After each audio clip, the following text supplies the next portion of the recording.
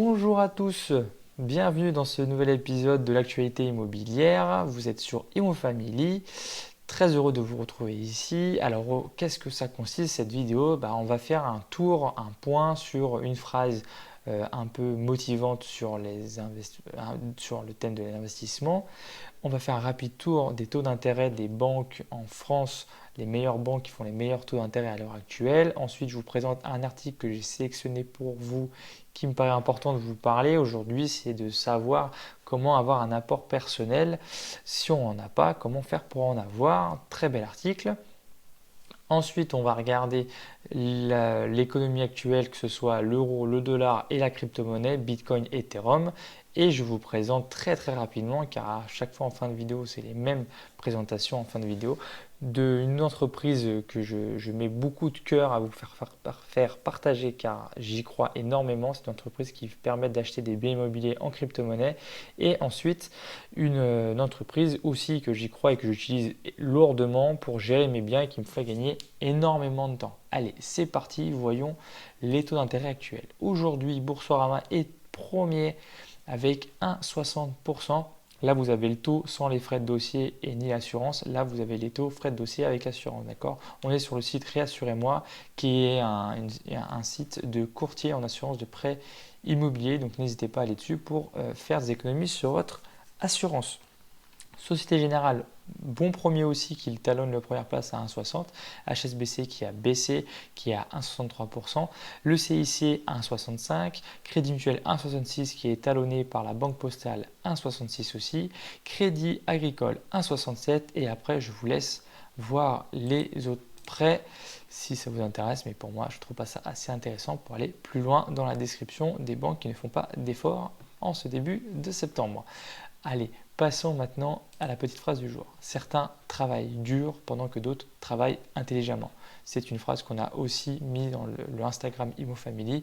Et oui, parce que si vous travaillez intelligemment, vous allez pouvoir dégager du temps et mettre ce temps à profit pour faire d'autres investissements encore plus forts. Je vous prends l'exemple d'une vente de produits. Si vous pensez petit, vous allez le vendre et vous allez mettre en place des infrastructures de vente pour un marché local par exemple, mais si vous travaillez intelligemment, vous allez penser tout de suite à la scalabilité, au fait que si vous le vendez petit ou grand, ce sera le même charge de travail et du coup quand vous allez commencer à grossir, quand vous allez commencer à vendre votre produit très fort et délocalisé ou enfin toute la France entière par exemple par rapport juste à votre ville, vous n'aurez pas besoin de mettre plus d'employés ou de travailler plus pour vendre votre produit et vous allez faire beaucoup plus d'argent et utiliser le temps gagné à investir autre part. Donc vraiment, certains travaillent dur pendant que d'autres travaillent intelligemment. Ça fait vraiment allusion à ce que je viens vous dire. Allez, maintenant passons à l'article du jour que je trouve très sympa, qui est un petit rappel des petites choses qu'on peut faire qui sont très faciles à faire pour se dégager de l'apport personnel. Donc là, vraiment, c'est le site Le Prêt Immobilier qui vous partage quelques conseils pour constituer et devenir propriétaire de son logement. Il rappelle tout de même, ça aussi je vous le rappelle très souvent, que l'apport personnel n'est pas obligatoire, mais c'est souvent conseillé pour dégager très rapidement un achat, avoir un crédit rapidement, d'accord? Et l'ordre des apports est de 10% du prix d'achat. C'est souvent ce qu'on appelle les frais de notaire. Donc les banques demandent souvent les frais de notaire. Si vous n'avez pas d'apport, vous faites ce qu'on appelle un financement à 110%. Donc 100% du prix d'achat et 10% des frais de notaire en l'occurrence. D'accord? Alors qu'est-ce qu'ils disent? Je vais un peu plus vite dans l'article justement, je le sélectionne pour vous donc je sais où aller chercher les infos. Ils donnent quelques conseils. Le premier, c'est épargner chaque mois. On conseille de mettre de côté 10% de ses revenus pour un salaire compris entre 1000 et 1500. En règle générale, on considère qu'il faut mettre 10% de son revenu directement à côté. C'est vous vous payez en premier avant de payer vos factures. C'est ce qu'ils préconisent. Mais cet article-là fait une pondération, fait une mise à l'échelle par rapport à votre salaire. Donc 10%, c'est pour ceux entre 1000 et 1500. Et eux, ils considèrent qu'il faut mettre 15% de son salaire de côté directement quand on gagne entre 1005 et 2000 euros et 30% de côté quand on gagne entre 2000 et 3000 euros. Donc c'est à vous de voir ce que vous pouvez faire, ce qui vous est possible de faire par rapport à votre train de vie. Mais vraiment, cela vous crée une épargne sans vraiment vous restreindre dans votre vie actuelle, surtout juste 10%, et vous allez grossir votre épargne et pouvoir ensuite l'investir ou l'investir dans l'immobilier ou dans d'autres endroits, mais là en l'occurrence c'est sur l'immobilier évidemment. Vous pouvez planifier des virements automatiques vers un livret A ou LDD ou PEL ou encore d'autres, d'accord? Ça rejoint un peu les 10%. Vous payez en premier et vous faites un virement automatique de 10%, 15% ou 30% directement dans un livret. Comme ça, ce n'est pas accessible directement avec votre carte bleue et c'est plus difficile de les toucher. Je vous conseille de les laisser dans un livret A par exemple ou un LDD, même si les pourcentages sont quasi nuls, mais parce qu'un PEL c'est bloqué et vous ne pouvez pas les sortir tout de suite si vous avez trouvé une pépite, une maison, une pépite. Vous ne pouvez pas casser votre PEL aussi rapidement que si c'était disponible dans un livret A ou un LDD.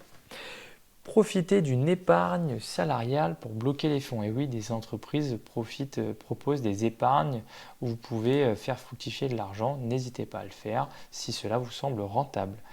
Regardez, ensuite, le dernier, c'est regarder ses dépenses et éviter le superflu. Prévoir un budget pour les loisirs, revoir son abonnement téléphonique, etc. L'abonnement téléphonique, revoyez tous vos contrats. Vous allez gagner des sous très vite juste en faisant quelques coups de fil. Ça, c'est vraiment un conseil très, très bien de leur article et c'est vraiment quelque chose que je peux vous conseiller aussi de mon côté. Les petits superflus, par exemple, arrêtez d'acheter des bouteilles d'eau en plastique, prenez l'eau du robinet, d'accord? L'eau du robinet, vous faites un petit, vous allez voir un article sur internet, c'est 2 euros par an et par personne si vous prenez de l'eau du robinet. Si vous prenez des bouteilles d'eau, c'est 275 euros par an et par personne. Voilà, c'est des petites pépites comme ça qui permettent vraiment de moins dépenser, d'éviter les superflus et d'augmenter son épargne et pouvoir investir derrière. Voilà ce que fait cet article-là. Voilà vraiment l'idée générale de cet article. Vraiment, c'est de vous recentrer sur vous-même, de voir vraiment si par exemple les 2 ou 3 cafés le matin à 10 heures en arrivant à l'entreprise, est-ce que c'est nécessaire? Est-ce que vous ne pouvez pas juste prendre un seul café et le faire languir autant que les 3 cafés bu super rapidement? Voilà, ce genre de petites choses, c'est ce que cet article essaye de vous dire en plus de ce que je vous dis là. Voilà, passons maintenant à l'économie, ce qui se passe en ce moment. L'euro, ça vaut 1,18 $. Ce matin, le 1 euro valait 1,20 $. Donc le dollar reprend un peu de sa forme. C'est très bien pour le dollar. Ensuite, la crypto-monnaie, ça ne va pas très fort en ce moment. Aujourd'hui, le Bitcoin a perdu 4%, mais attention, hein, il avait pris énormément ici. Donc en fait, tous ceux qui avaient des points ici, qui avaient gardé leur argent ici, ont vu une montée. Évidemment, sont en train de vendre leur Bitcoin du coup pour les remettre en euros. Du coup, ça descend, d'accord, c'est assez souvent que ça arrive comme ça, ce qu'on appelle ça retrace et ensuite ça va remonter tout doucement. En tout cas, c'est ce qui se passe en ce moment très souvent. Donc là, le Bitcoin il est à 9605,02 €. L'Ethereum est à 366,20 €. Pareil, aujourd'hui, il y a une grosse descente, mais hier, il a pris 10%. Aujourd'hui, il descend de 8%. Et ça fait à peu près la même chose. Vous voyez qu'il avait pris 10% et il redescend parce que les gens vendent. Donc, il y a plus de vendeurs que d'acheteurs. Et ça va très certainement remonter un petit peu pour retracer ce qui a été perdu. Ça va pas remonter complètement, mais ce n'est pas quelque chose de déconnant dans l'Ethereum. Pourquoi je vous parle de la crypto-monnaie en plus de l'euro? C'est parce qu'avec Realty, on peut acheter des biens immobiliers. Voilà, le dernier, voilà, il y en a des nouveaux qui viennent d'arriver là, voilà, plein de nouveaux qui sont arrivés depuis quelques jours et vous pouvez du coup acheter des parts immobilières de ces biens-là à hauteur de celui-ci 50 $, etc. en crypto-monnaie.